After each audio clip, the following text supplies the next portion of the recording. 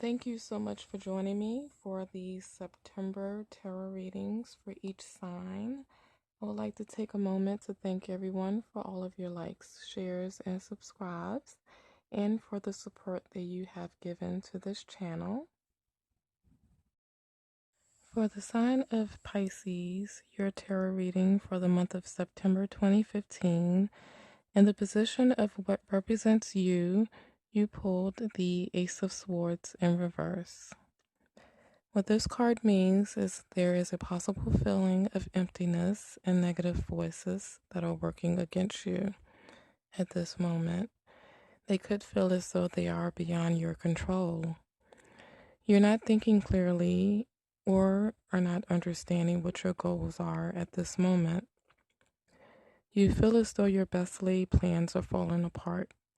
You lack the energy needed to put your plan into action. You might also be facing some legal problems. You may be experiencing a chaotic and uncertain time. The hole you have dug is too deep, too big, and too messy. This is definitely a time of self-reflection for you. In the position of what's unknown to you, you drew the Empress in reverse. In this position, this card can signify your indecisiveness of you or another individual, an inability to take action, or it could mean that you are overly dependent on others and or infidelity. It could also symbolize possible infertility, lack of material resources, or poverty. This may not be the best time to have a female connection or relative visit your home, as tempers might rise to a fever pitch. This card could also indicate a time of stagnation and your personal growth has come to a standstill. You may feel emotionally drained and sense a lot of negative energy around you. Now, in the position of what is known to you, which you are aware of, you are aware of a deep depression and emotional scarring at this moment. You are feeling as though you have to close yourself off towards others or from others. You've come to a point in your life where you are numbing your feelings and emotions. This may lead to some type of substance abuse, gambling, or another form of addiction. You're also solely out for extremes of pleasure, self-indulgences, and gluttony at this moment. You may not also know what the right direction is for you to turn. There is a part of you that is comfortable in the current circumstance you're in. However, there is a fear that's holding you back from exploring new opportunities in life. This is the time to realize that you have come to a point in your life where you recognize your limitations and what can and cannot be fixed. Stop wavering and finally make a different choice. You found it easier to walk away from problems than to confront them. Also, you could possibly be in denial about your financial resources. Reflect on whether you have done everything you could to help yourself out monetarily at this time. In the position of the action you should take for this month, you pull the Lover's card. This indicates the most powerful of unions and the most challenging of conflicts that humans must face. On one hand, this card embodies love and union on a cosmic scale.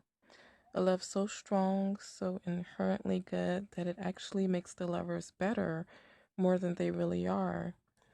All of the elements are there for a perfect union. This card represents all powerful unions and the elements that create and sustain them. Because of the strong bonds, all trials and tribulations will be overcome. When this card shows up, it indicates that you may be facing two different paths to take in a relationship and or partnership. It is important to choose your path carefully, as most of all, you should always follow your heart and your intuition at this time. They will definitely lead you to the right path to take.